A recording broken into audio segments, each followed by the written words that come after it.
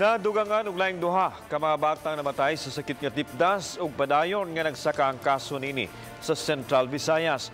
Nakawani sa Department of Health na tigom aron tukyon ang ilang mga estratehiya aron pagpakgang sa pagsaka sa kaso sa tipdas nga naagihapon sa outbreak level. Yan ang report. Padayong ihugtan sa Department of Health Region 7 ang ilang estratehiya sa pagpakgang sa pagkatap sa tipdas. Laing tigom ang gipahigayon sa batan sa DOH diin gituki nila ang mga pagabuhaton. Unom na ang namatay, lakip na ang duha ka mga bag-ong nakalas sa Konsolasyon o sa Dakbayan sa Lapu-Lapu. 1,384% ang pagsaka nini, itandi sa susamang panahon sa mayaging tuig. Sagad sa mga nakalas, ang mga masuso kinsa namatay gumikan sa komplikasyon niini nga mao ang pneumonia.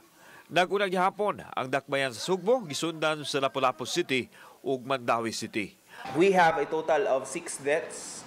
So ang bag-o na to na sa last week we have 4 nya karon na punantag duha. Ang 5th case is coming from Consolacion, a 1-year-old female, and then ika-6th nga to nga kaso is coming from Lapu-Lapu City, and it's a 5 months old nga female sa gihapon. We intensified already our activities with regards to measles outbreak response for 2019.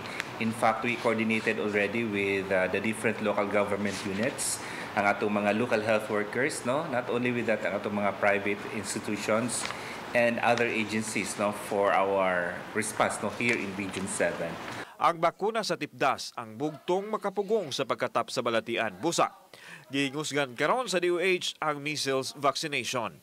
Apil na ang mga local government units ug ang Department of Education aron siguradong mabakunahan ang mga bata.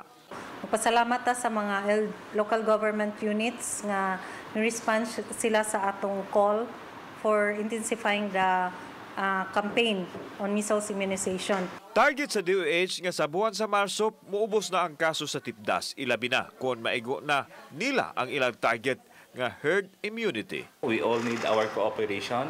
We want to make our voice loud, no, to the people nga we at the Department of Health, supported by other agencies, including the local government units, nga naatay mga tao, no, health manpower, available resources, no, nga intensify sa ato ang vaccination activities.